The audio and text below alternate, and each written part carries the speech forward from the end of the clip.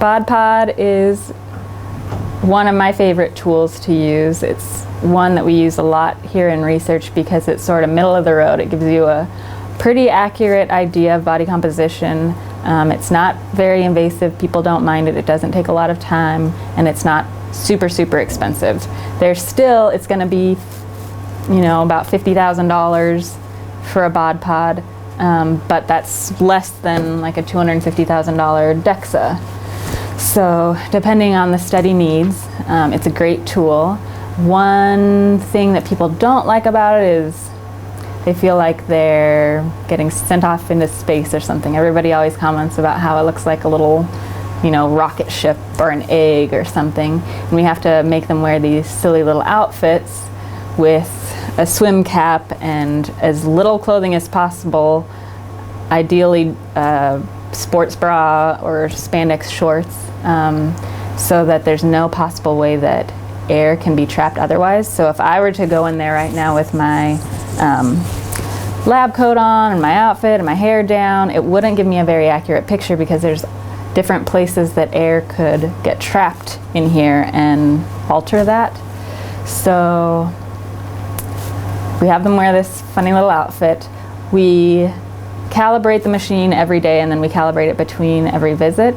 So a person will sit in there, I'll close the door 45 seconds later, so I'll open it, we'll compare that and make sure that it's within a certain range to pass, and then if that sticks, then we'll try to get their measured lung volume. So we have them breathe through a tube, and it's hard for some people to do just because the pace of their breathing is hard, or they don't like the part where the machine sort of puts up a blockade and they get startled and they're not able to do the last part of the tests that we ask them to do. But overall, the Bod Pod is great because it only takes a few minutes, and as long as they don't get frustrated, then we can get the lung volume easily. So the DEXA is gold standard in research right now, or is thought to be. It has advantages and disadvantages just like everything. It requires a large amount of electricity, so it's not something that you could do at a health fair. It does take some time. It is very expensive, so typically the only places you can get a DEXA done are in a hospital or at a university.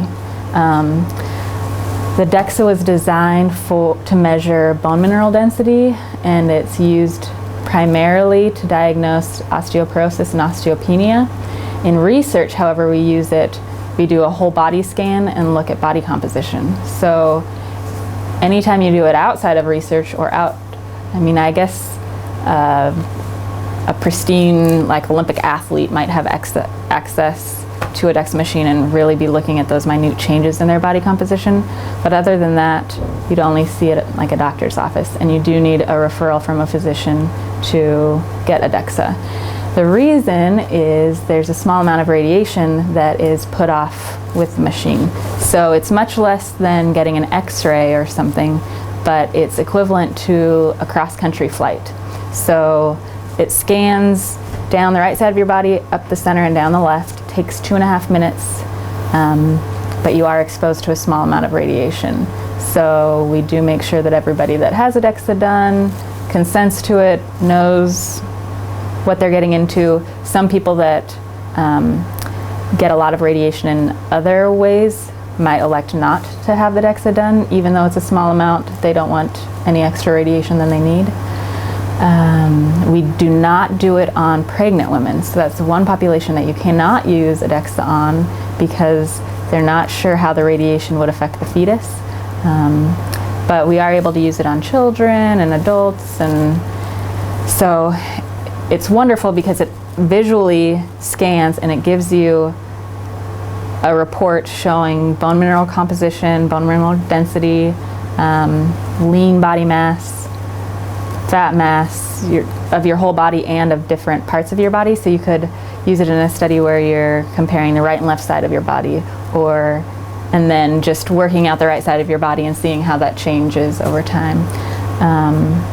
But it's wonderful for research, and it's definitely what all investigators would use if it was possible. So underwater weighing, I think I saw it once when I was an undergraduate, and it's a really neat technique. It's similar to the Bod Pod, where it's taking this air displacement, or not air, water displacement. So it's a 2-compartment model, and it's really just breaking down fat mass and fat-free mass, and then putting that into an equation and extrapolating it.